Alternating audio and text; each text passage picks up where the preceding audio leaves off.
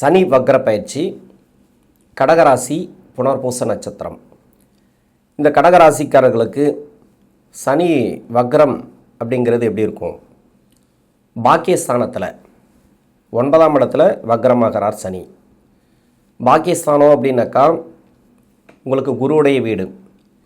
அந்த வீடு கொடுத்த கிரகம் உங்கள் ஜென்ம ராசியில் உச்சமாக இருந்து அந்த பார்வை 9ஆம் பார்வை வக்ரமாகக்கூடிய சனி பகவானுக்கு. ஏன்னா கடகராசி அஷ்டம சனி முடிஞ்சிச்சு அப்படின்னாங்க.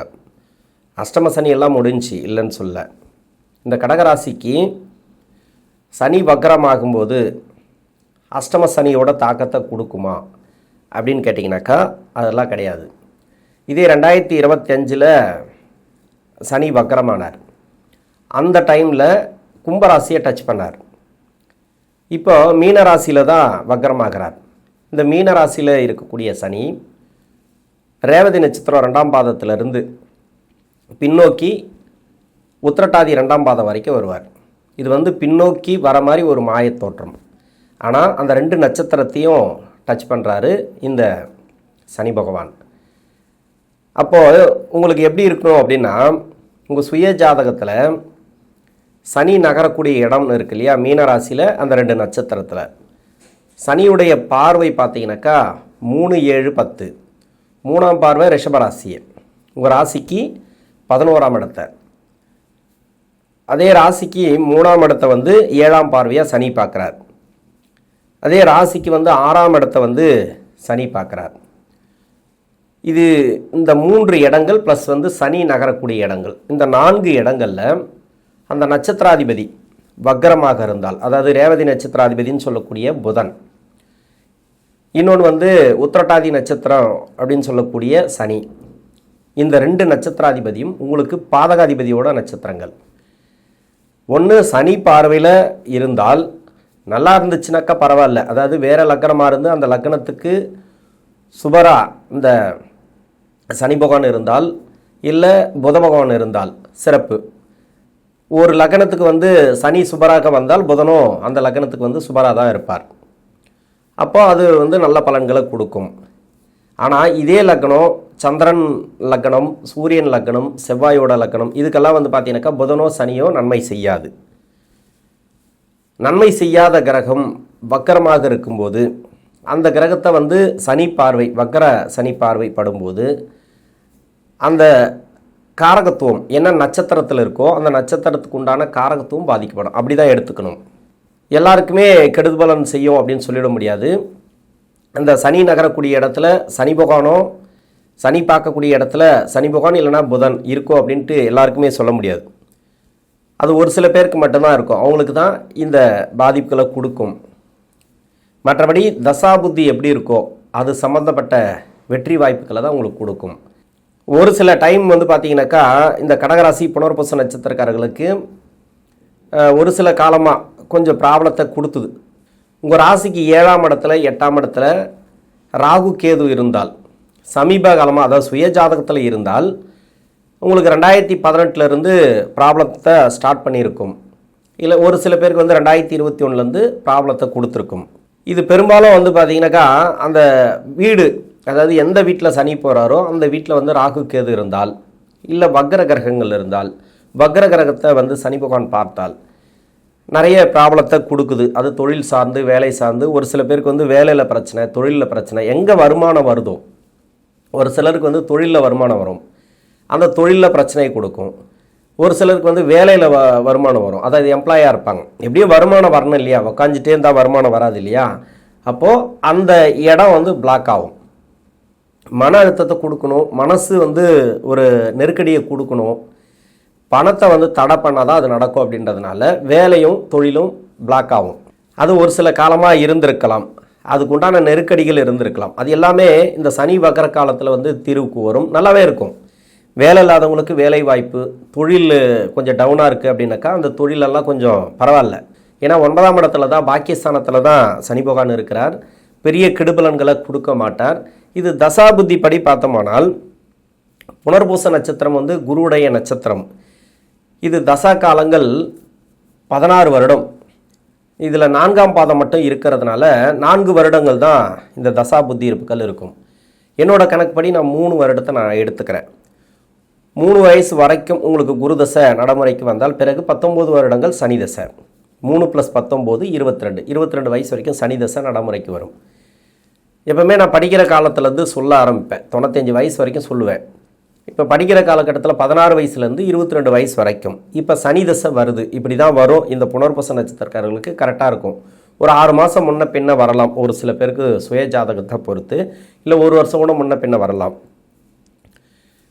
நிறைய பேருக்கு வந்து படிப்பிலலாம் தடைகளை கொடுத்துருந்தது. இப்போ அந்த தடைகள் இருக்காது, நல்லாவே இருக்கும். எனக்கு தெரிஞ்சு இந்த சனியுடைய டிஸ்டர்பன்ஸ் கிடையாது. உங்கள் சுய ஜாதகத்தில் சனி பகவான் எப்படி இருக்காரோ, ஏன்னா 7ஆம் அதிபதி 8 கிரகம். இந்த வயசில் 22 வயசுக்குள்ளே சனி பகவான் வந்து அந்த தசை நடத்தி போகிறது பரவாயில்ல, அது நல்லதுன்னே எடுத்துக்கலாம்.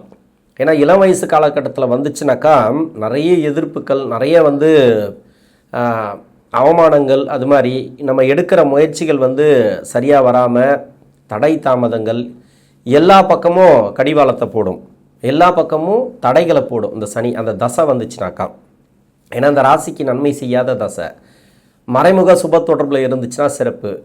அப்படி இருந்து எல்லாருக்குமே இருக்குமான்னா சொல்ல முடியாது இல்லையா. குருவோட சேர்ந்து குருவுடைய பார்வையில் மறைமுக சுப தொடர்பில் ஏதோ ஒரு யோக கிரக நட்சத்திரம், யோகாதிபதிகளோட சேர்க்கை, இது மாதிரி இந்த சனி பகவான் லாக்காக இருந்தால் மட்டும்தான் அந்த தசைங்கிறது நல்லாயிருக்கும் இள வயசில் வந்தால். இது இந்த படிக்கிற காலகட்டத்தில் பெரிய டிஸ்டர்பில் கொடுக்காது. ஒரு சில பேருக்கு வந்து லவ் சம்மந்தப்பட்ட பிரச்சனை இருக்கலாம், மனசு சார்ந்த பிரச்சனைகள் இருக்கலாம், ஒன் சைடு லவ் எல்லாம் இருக்கலாம். என்னை பொறுத்த வரைக்கும் லவ் அப்படின்னாவே அது கெட்ட நேரம் தான் சொல்லுவேன். Bad time, very very bad time. ஆனால் அது இந்த வயசில் வர்றதுனால அது நல்லாயிருக்கும். அந்த வழியில் போகாமல் இருந்தால் உங்களுக்கு வாழ்க்கை நல்லாயிருக்கும்.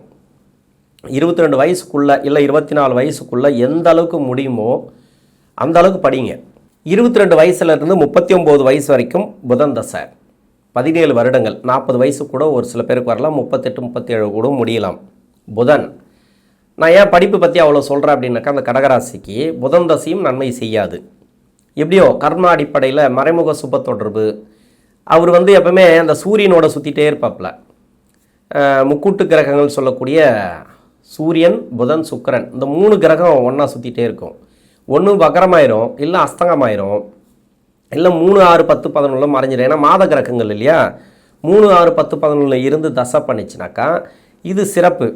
இந்த தசைங்கிறது உங்களுக்கு நல்லது பண்ணும். இப்போ சனி வக்கர காலத்தில் லக்னத்துக்கு 4ஆம் இடத்துல இவர் இருக்கிறாருன்னு வச்சிங்களேன். அப்படி இல்லை ராசிக்கு 4ஆம் இடத்துலேயே இந்த புதன் இருக்கிறார், இல்லைனா சுக்கிரனோட சேர்ந்து இருக்கிறார். இப்போ சனி பார்க்குறாருனாக்கா ஏதோ ஒரு இடத்துல இருக்கும். அந்த சனி பார்க்கக்கூடிய இடத்துல 4ஆம் இடம் வந்து உங்களுக்கு லிங்க் ஆகும். அப்போ வேலையில் ஒரு சில பேருக்கு வந்து ப்ராப்ளத்தை கொடுத்துருக்கும் சமீப காலமாக.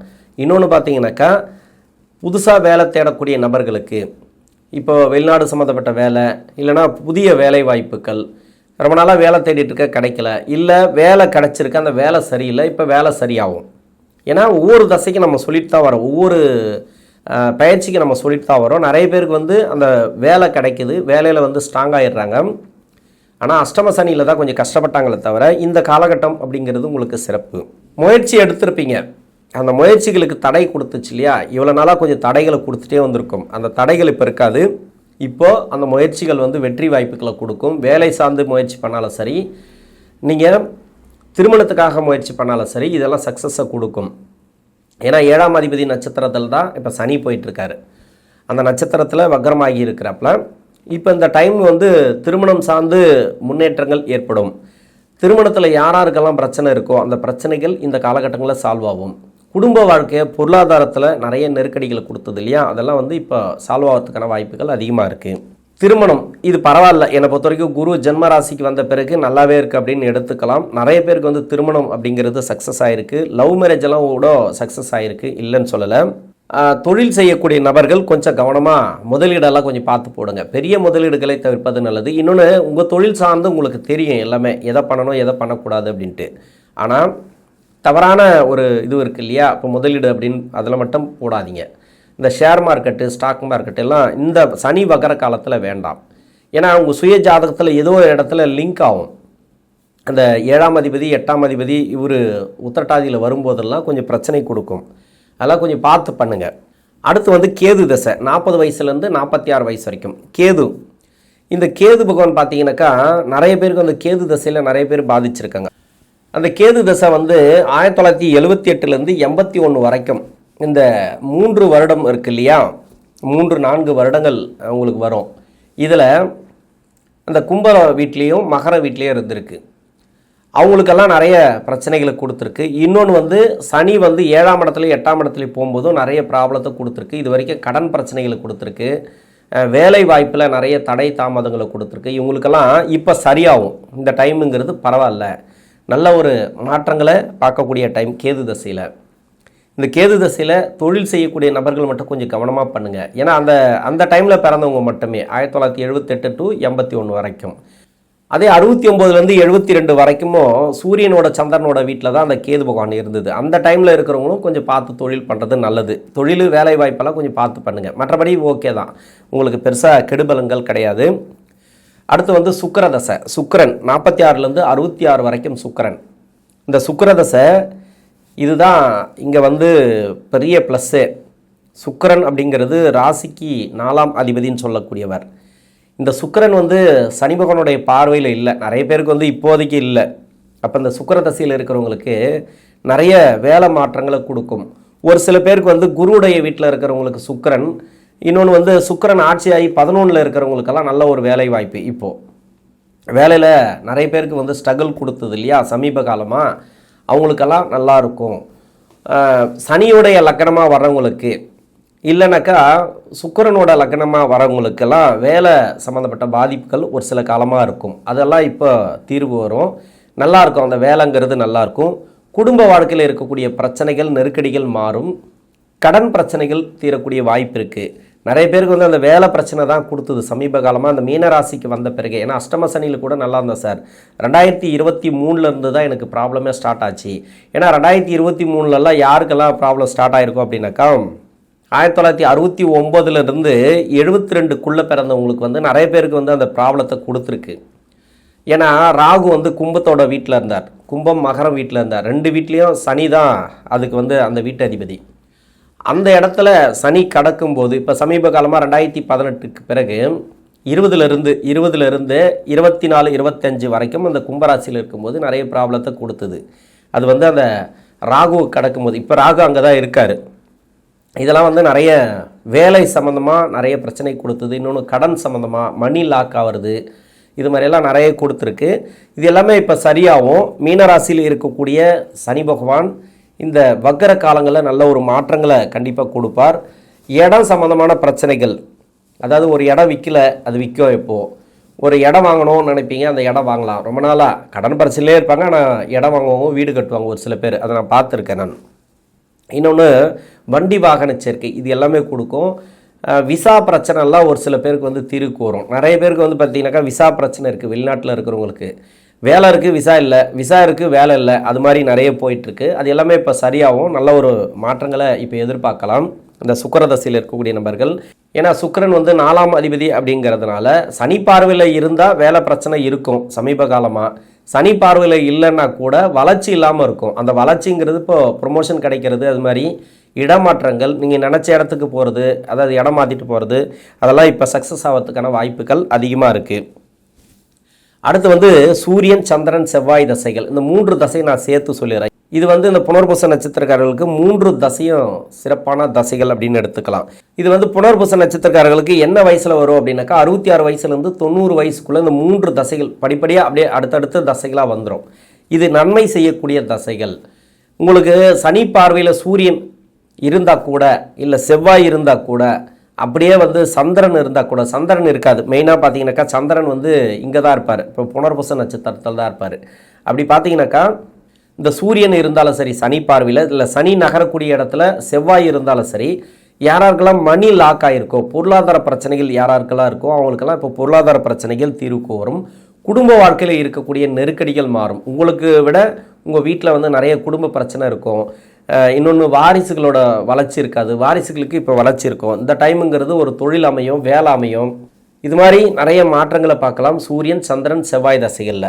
சந்திர தசைக்குன்னு நம்ம தனியாகவே சொல்லலாம். ஏன்னா சந்திர தசை வந்து புனர்பூச நட்சத்திரத்தில் தான் இருந்து தசை பண்ணுவார், குருவுடைய நட்சத்திரம். இப்போ கோச்சார ரீதியாக பார்த்தீங்கன்னாக்கா இப்போ குரு உச்சம், அப்போ நல்லாவே இருக்கும் உங்களுக்கு. சுய ஜாதகத்தில் எங்கே இருந்தாலும் சரி, இந்த சந்திரம தசையில் இருக்கிறவங்களுக்கு நல்ல ஒரு மாற்றங்கள். இந்த சூரிய சந்திர செவ்வாய் தசைகளில் உடல்நல தொந்தரவு, மருத்துவ செலவுகள் எதனா இருந்துச்சுனாக்கா, மனசார்ந்த பிரச்சனைகள் இருந்துச்சுனாக்கா, அதெல்லாம் வந்து நல்ல ஒரு முன்னேற்றங்களை இந்த டைமில் பார்க்கலாம். கடகராசியில் இருக்கக்கூடிய புனர்பூச நட்சத்திரக்காரர்களுக்கு இந்த சனி வக்ர காலங்கள் தசாபுத்தி ரீதியாக நல்ல ஒரு மாற்றங்களை கொடுக்கும். நன்றி.